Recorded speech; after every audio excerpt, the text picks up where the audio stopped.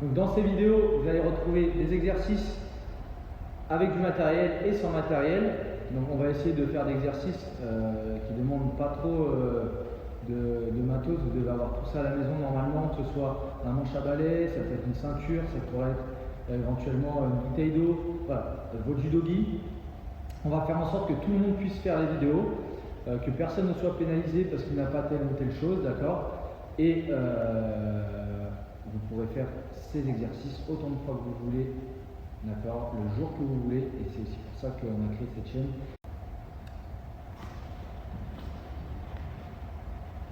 Ouais. Ouais. Nouvel exercice, donc maintenant toujours même extrémité, il se met d'un côté donc de la ceinture et là pieds joints, ils veulent faire des petits sauts de chaque côté de la ceinture. Arrivé au bout, il fait le retour en marche arrière. Allez, c'est parti à Jimmy. Voilà, des petits sauts. Très bien. Vous avez vu, c'est bien des bras pour avoir de la pulsion. Voilà, super. Voilà. Allez, on recommence. Ça, vous pouvez le faire 3-4 fois sans problème. Super. Pour complexifier un peu l'exercice, mettre un peu de difficulté, vous pouvez vous mettre en appui sur une jambe. D'accord? Donc là, il se met en équilibre sur la jambe gauche. Et pareil, il fait 3-4 allers-retours en marche avant, en marche arrière quand il arrive au bout. Voilà. Donc toujours la notion d'équilibre. Voilà, une fois qu'il l'a fait, il change de jambe et on enchaîne.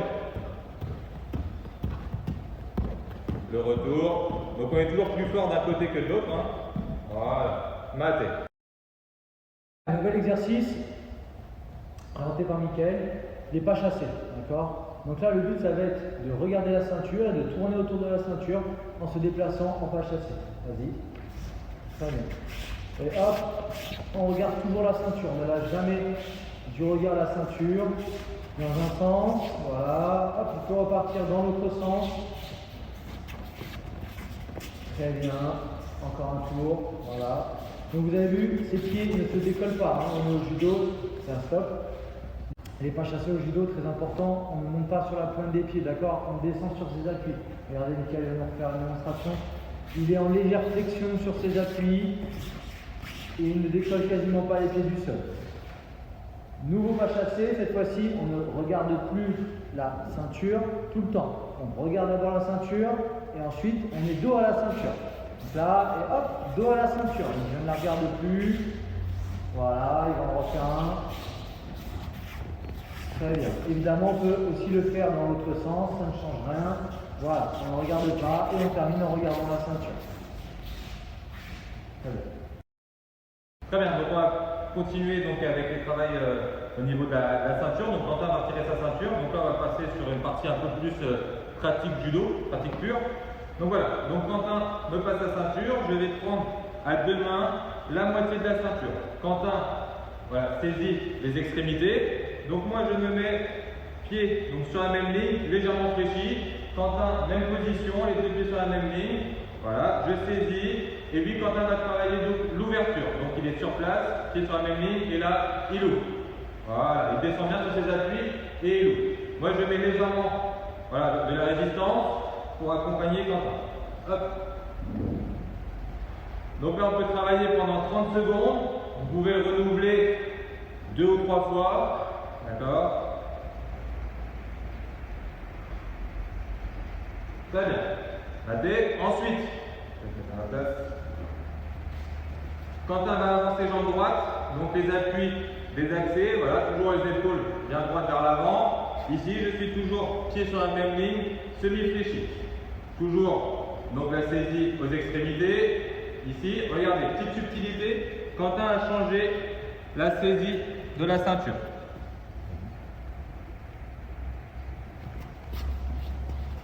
Hop, je descends sur mes appuis, semi-fléchi, il descend et il ouvre. Moi j'accompagne en mettant un tout petit peu de résistance. Voilà, vous avez vu, Quentin inspire quand il repose et il expire fort quand il ouvre.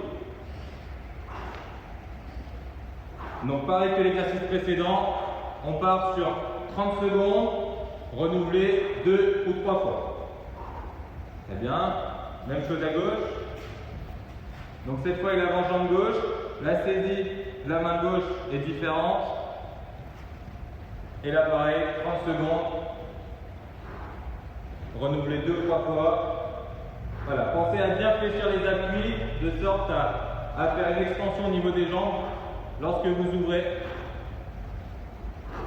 la ceinture. Mac. Ok, nouvel exercice, toujours avec la ceinture.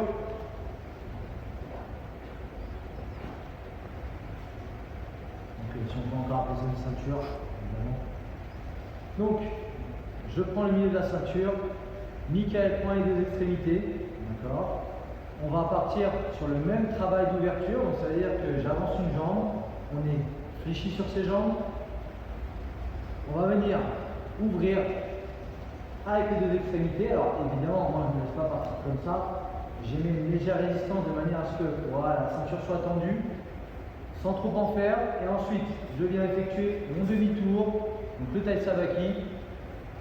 Et une fois que je me suis placé, je ressors. Jambe droite avancée, j'ouvre, Tai Savaki et je ressors. Alors vous avez vu au niveau de la ceinture, le bras droit, donc le morceau droit, vient passer sous le morceau gauche, au niveau du creux du coude, comme sur Ippon Suenage pour les plus grands. D'accord. Arrivé au bout, je reste pas de face, on voit bien Michael, il le fait à la fin. Là, il passe en dessous et regardez, il continue sa rotation, quitte à ce que ça me penche légèrement sur la pointe des pieds. D'accord.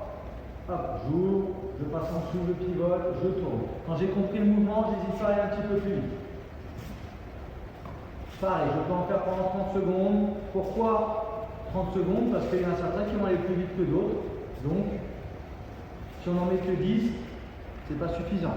Plus on en fait, mieux c'est. Maintenant, il faut que ce soit correctement fait. Ça, c'était à droite. Je vais se tourner pour vous montrer. À gauche, c'est le même principe. À part que je change de jambe, donc jambe gauche avancée, j'ai toujours les deux extrémités. Je viens effectuer la même chose. J'ouvre du même côté. Sauf que cette fois-ci, c'est le côté gauche qui passe sur le côté droit dans le coude. Et à la fin, je termine ma rotation. Voilà, j'ouvre. Alors attention, je ne tire pas trop sur la ceinture pour pas que Michael se retrouve en arrière. D'accord, le mouvement doit être correctement fait. Maintenant, je peux tester Michael en mettant un léger tirage, d'accord. De cette manière, voir s'il est bien placé sur ses deux appuis, s'il n'est pas trop cambré en arrière. Donc là, loupe, arrivé là, je tire un petit peu. Oui, c'est bon, c'est moi qui y vais, c'est pas lui qui vient à moi. Donc c'est bon. Les deux pieds sont bien parallèles. Quand on a bien compris, on peut accélérer de la même manière. Donc n'hésitez pas, si ça vous déplace un petit peu, il n'y a pas de problème. D'accord. Voilà, très bien. Ok. Je l'ai fait à droite 30 secondes, je l'ai fait à gauche 30 secondes. On essaie d'enchaîner à droite, puis à gauche. Donc j'effectue mon Tai Savaki à droite, forme Ippon Suenage. D'accord. Tout de suite, je ressors, je me remplace à la base, je repars sur mon Tai Savaki à gauche cette fois-ci. À droite, je ressors complètement à gauche. Quand je dis je ressors complètement, je reviens les deux pieds parallèles face à mon papa ou à ma maman. D'accord. Très bien. En deux, voilà, tac, je ressors, j'ouvre et je repars de l'autre côté. Ok, super. Alors, j'ai dit papa ou maman. Maintenant, si on n'a pas la possibilité d'avoir papa ou maman pour faire la séance, on peut attacher la ceinture. Je dis attacher, c'est-à-dire mettre le milieu de la ceinture au niveau d'une poignée de porte.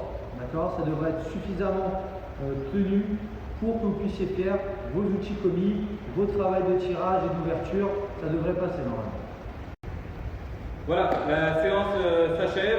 On espère que ça vous a plu, vous avez bien transpiré. N'hésitez pas à renouveler la séance 2-3 fois dans la semaine. Plus on en fait, mieux c'est.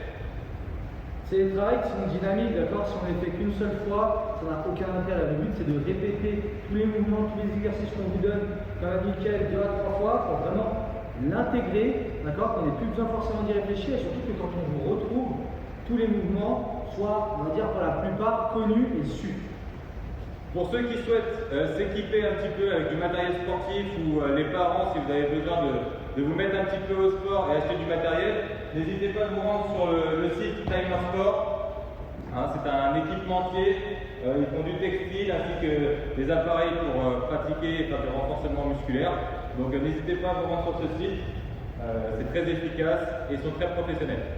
Il y a également du matériel pour le judo, puisque c'est quand même notre spécialité, d'accord. ils font des kimonos, ils font des élastiques, d'accord, ce qu'on appelle des cordes à uchikomi. Donc pour ceux qui trouvent que le travail avec la ceinture, par exemple, n'est pas assez efficace ou que la ceinture est trop petite, n'hésitez pas à commander des cordes à uchikomi. Nous, on n'a pas intégré dans les séances parce qu'on a fait justement avec les moyens du bord, c'est-à-dire la ceinture que tout le monde a forcément à la maison. Maintenant, le travail et l'exercice qu'on propose avec la corde, avec la ceinture, sont à faire avec les cordes à uchikomi si vous en avez l'occasion. C'est même encore mieux. On est prêt à saluer. Allez.